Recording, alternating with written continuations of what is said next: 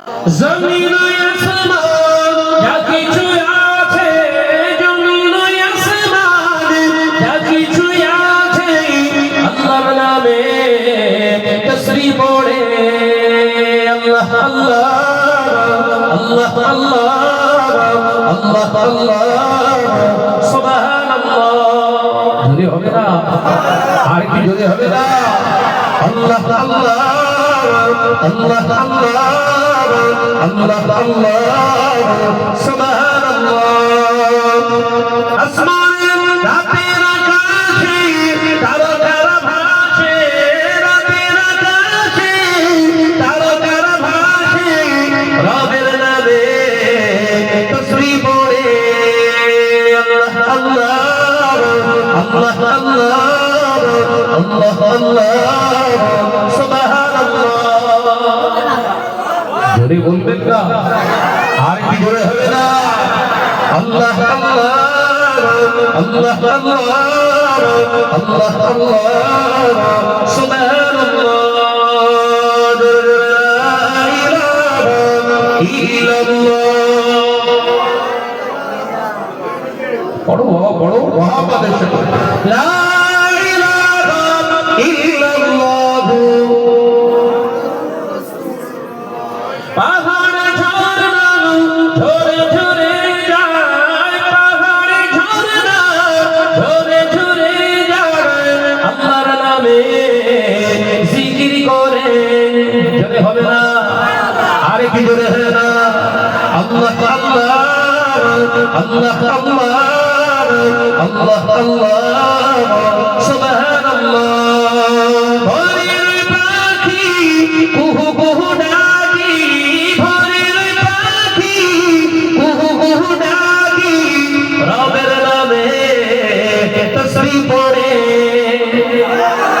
জোরে হবে না? আর কি জোরে বলে? রাই দেখবে, রাই দেখবে। আল্লাহ আল্লাহ আল্লাহ আল্লাহ আল্লাহ আল্লাহ সুবহানাল্লাহ। ইয়া রাহমানু ইয়া রহিমু ইয়া মালিকু ইয়া কুদ্দুসু, আল্লাহ আল্লাহ আল্লাহ আল্লাহ আল্লাহ আল্লাহ সুবহানাল্লাহ। লা ইলাহা ইল্লাল্লাহ। জোরে জোরে জোরে জোরে। লা ইলাহা ইল্লাল্লাহ।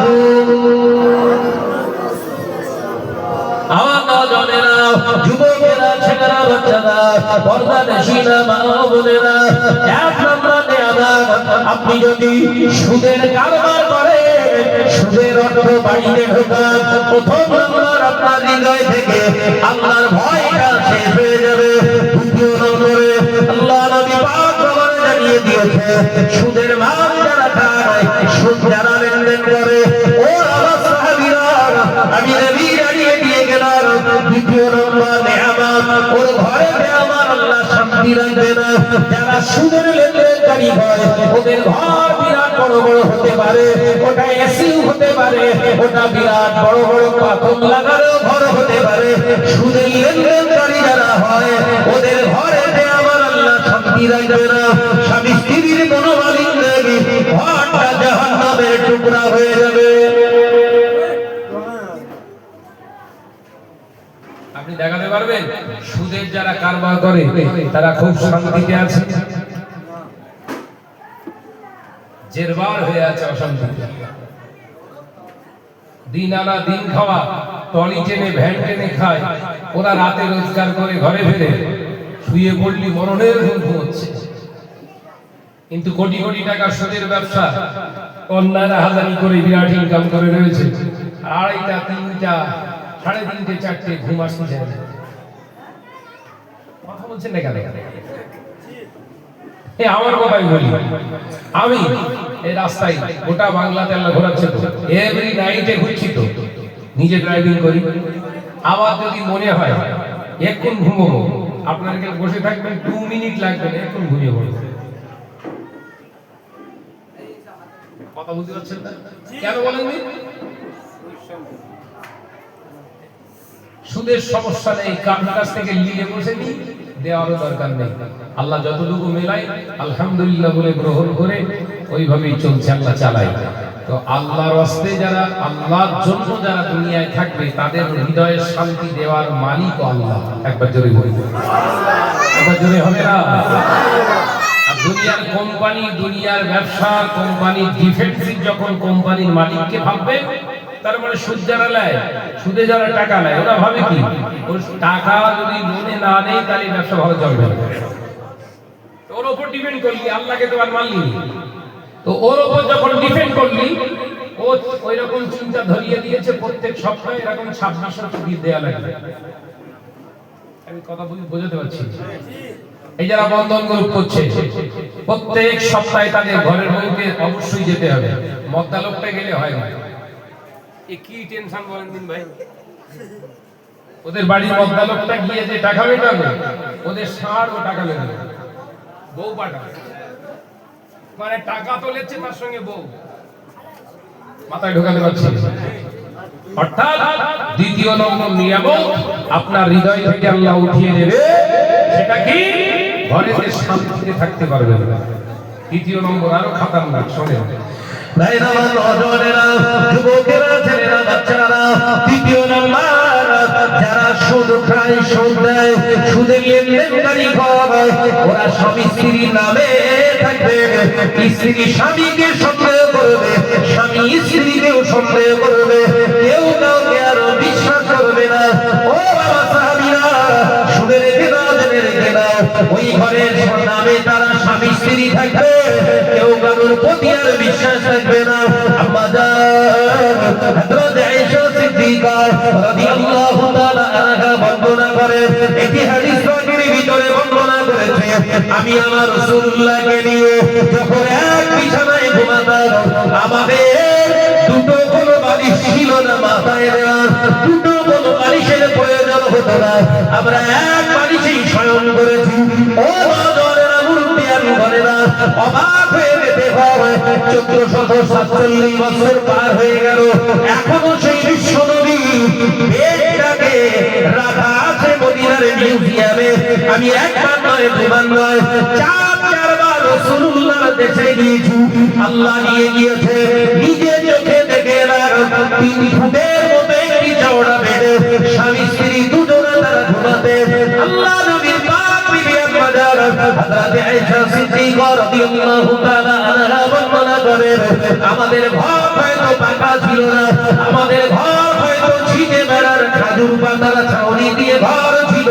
আল্লাহ শুকর করে বলতে পারি, আমি আয়েশা সিদ্দিকা রাদিয়াল্লাহু তাআলা আনহা শুধু নয়, আমার আর বুবুরা অর্থাৎ সতীরা, তারাও গ্যারান্টি দিতে পারে, আমাদের ঘরের ভিতরে কোনো স্বামী স্ত্রীর ভিতরে কোনো মহাব্বতের কোনো অভাব ছিল না। একবার জোরে হবে না? আমাদের ঘরের ভাবিরা বলছে, আমি তোমার সন্দেহ করছি, মানে তোমার ভালোবাসি। কিরকম কথা হলো? ভালোবাসলে আবার সন্দেহ করে, কথা বলছেন না কেন?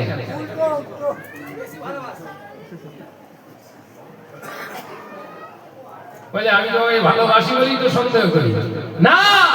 যে ভালোবাসে সন্দেহ করে না, সুযোগ খোঁজে। যে ভালোবাসে সে সন্দেহ করবে না, সে সুযোগও খুঁজবে না। আর যে ভালোবাসে না, সে সুযোগ খোঁজে, যে একটা থুরু পেলে ওই থুরুতে আমি আর একটা ঝাড়বো। কথা বুঝতে পারে না, ও তো সুযোগের অপেক্ষা রয়েছে। ওই জন্য প্রত্যেকদিন বাড়িতে গেলেই ভাইয়ের কাছ থেকে মোবাইল লেগে চেক করে, কারোর সঙ্গে মোবাইলে চ্যাট করেছি। এটা ভালোবাসা না, এটা হচ্ছে সুযোগ খোঁজা। তুই যদি চুরি করতে পারিস, আমিও করবো। কথা বুঝতে পারছেন? কেন কেন এই সুযোগটা কেন খুঁজছে? কারণ প্রত্যেক সপ্তাহে যে মহিলাটাকে আপনি ওই বেগানা পুরুষের কাছে মিটিং এ পাঠাবেন, ওই মহিলাটার এক পুরুষে আকৃষ্ট থাকবে না। আমি আপনাদের বোঝাতে পারছি না। যে নারীটাকে আপনি প্রতি সপ্তাহে বেগানা পুরুষের কাছে মিটিং এর জন্য পাঠাবেন, 1-1.5 ঘন্টার জন্য ছেড়ে দেবেন, ওই নারীটা তখন এক পুরুষে আকৃষ্ট থাকবে না। আপনি তো এক পুরুষ, প্রতি সপ্তাহে আর এক পুরুষের কাছে যায়, তাহলে আপনি সুযোগ করে দিয়েছেন। ও এবার আপনার সুযোগ খুঁজবে, আপনার থ্রু দিয়ে ওর ওই চলার পথটা হালাল বানাবে। তুমি করেছিলে বলে আমিও করেছি, তোমার থোতার মুখ ভোতা, হ্যাঁ আমি করে আর আলোচনা বুঝতে পারছেন? সুদের ভয়াবহতায় আলোচনা করছিলাম। কটা হলো?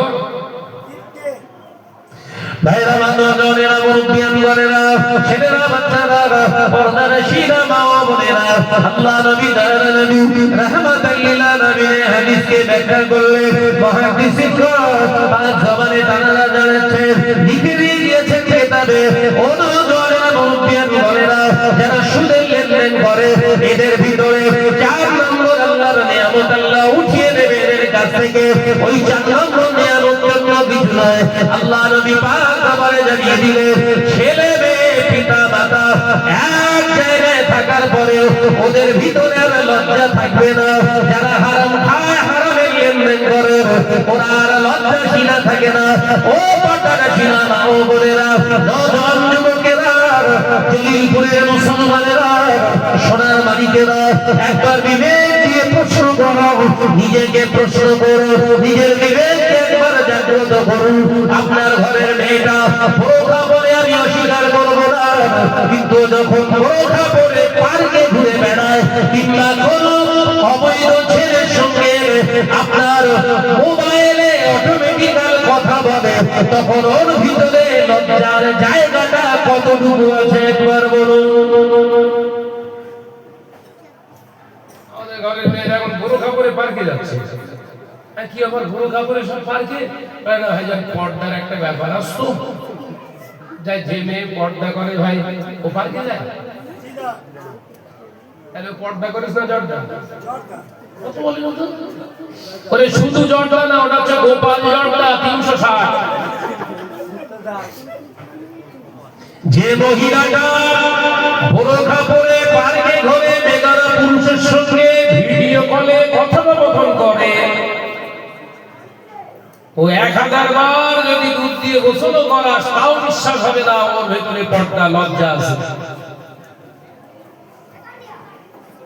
আজ থেকে 30 বছর আগে, 35 বছর আগে আমাদের ঘরের দাদি নারীরা পর্দা করতো, বোরখা পরতো না, বলো পর্দা ছিল।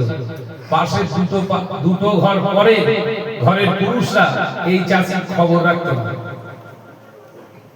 10 হাতের শাড়ি এমন ভাবে তারা পেঁচিয়ে পরেছে, তাদের ওই পরনের শাড়িটা এমন ভাবে তারা পরেছে, তাদের ওই শাড়ির এত 10 হাতের শাড়ি এত এক্সট্রা হতো, ঘোমটা এত দূর চলে আসে।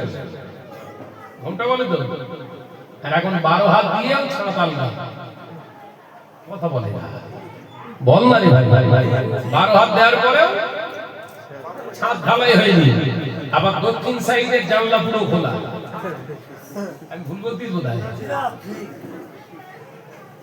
আর আপনি বলে দেবেন না আমার বিবি খুব পর্দারাশীরা, বিরাট পর্দা করে। ভাই ও পর্দা করেনি। যে মেয়েটা পর্দা করে ওর স্বামীর বিনা অনুমতিতে ও কখনো সাজুগুজু করবে না। এখন যদি আমতলায় যাওয়ার কথা বলা হয়, ওর শুধু লিপস্টিক জ্বলতে যায় 3 মিনিট, 3 মিনিট ধরে ঠোঁটের উপর শুধু ঘষবে। আমি আজকে একটা লিপস্টিকের ইতিহাস পড়ছিলাম। লিপস্টিক এগুলো পড়াশোনা না করলে তো বলা যায় না লিপস্টিক আসলে কি থেকে তৈরি হয়। দেখছিলাম এত ঘৃণা চলে এলো যে লিপস্টিকটা তৈরি হয় শুকরের চর্বি দিয়ে। মানে নইলে জমবে না। ওই লিপস্টিকটা লিকুইডের সঙ্গে শুকরের চর্বি সংমিশ্রিত করা আছে, তবে ওটা স্মুথ হবে। আমি পড়ার পরে আস্তাগফিরুল্লাহ পড়ে বন্ধ করে দিই ওই পর্যন্ত। কালকে আবার একবার পড়বো, বলতে নিলে অসুবিধা হবে, কথা বলছে না। তাহলে আপনার 5 ওয়াক্ত নামাজি আপনি ভেবেছেন যে আমি নামাজ পড়ে জান্নাতে যাব, কিন্তু আপনার বিবি কিংবা যুবতী মেয়েটা শুকর ঘষে তাই ফাঁকায় দেবে, আপনি জান্নাতি। ও জওয়ানেরা, যুবকেরা, ছেলেরা, বাচ্চারা, পর্দানশীলা মা ও বোনেরা, জলিলপুরের সোনার মালিকেরা, আল্লাহ নবী পাক দরবারে জানিয়েছেন লজ্জা উঠে যাবে, অথচ নবী জানিয়ে দিলেন আল হায়া ও শুবাতুন মিনাল ঈমান, লজ্জা হলো ঈমানের একটি শাখা, লজ্জা হলো ঈমানের একটি অঙ্গ। ও আমার সাহাবীরা, সুদের মাল যারা খায়, সুদের মাল যারা লেনদেন করে, ওদের নারী হোক পুরুষ হোক, তাদের ভিতরে লজ্জা কাজ করবে না। ও নওজওয়ানেরা, যুবকেরা, ছেলেরা, বাচ্চারা, ওই সময় দেখতে পাওয়া যাবে মুসলমানের ঘরে ঘরে জিনা ব্যভিচারের রমরমা চলবে। ওই সময় সন্তান জন্মগ্রহণ করবে, উম্মতের ঘরে ঘরে সন্তান জন্মাবে, কিন্তু অধিকাংশ সন্তান হবে শরীয়ত বিরোধী। তার মানে হারাম জিন্দেগির উপরে তাদের পৃথিবীর বুকে আসা হবে, অবৈধ সন্তানের জন্ম হবে বেশি। আর যখন অবৈধ সন্তানের সংখ্যা ঘরে ঘরে ঘরে ঘরে থেকে তৈরি হবে, তখন মুসলমান হয়ে যাবে ধনী, আর আমি রাসূলুল্লাহর আনিত ইসলামটা হয়ে যাবে দলিল। আর আলোচনা বুঝতে পারছেন তো? তাহলে এখন মুসলমান গরিব না ধনী? আর ইসলাম?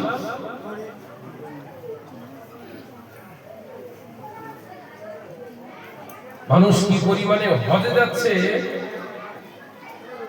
কি পরিমাণে হজ করছে আর ওমরা না করছে, আপনি না দেখলে বুঝতে পারবেন। গত বছর মাহে রমজানে উমরাকারীর সংখ্যা ছিল 2,2,2,5 লক্ষ, শুধু রমজান মাসে, অনলি ফর রমজান মাস।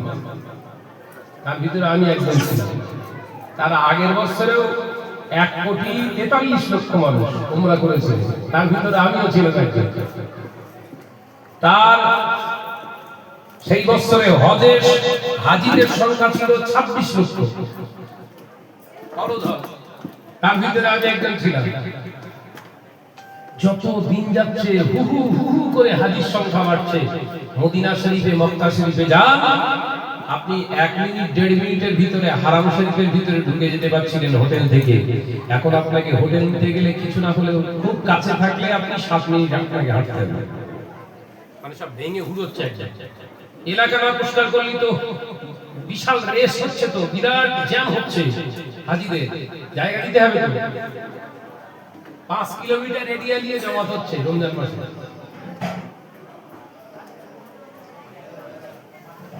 আলোচনা বুঝতে পারছেন? বিশ্বনবী বললেন কি, হাজিদের সংখ্যা বাড়বে, ইসলাম গরিব হবে, মুসলমান ধনী। আপনি ভাবছেন নামাজ পড়ছি মানে আমার আর কেউ ধরে রাখতে পারবে না, মরবট টুকুস করে জান্নাতে চলে যাবো।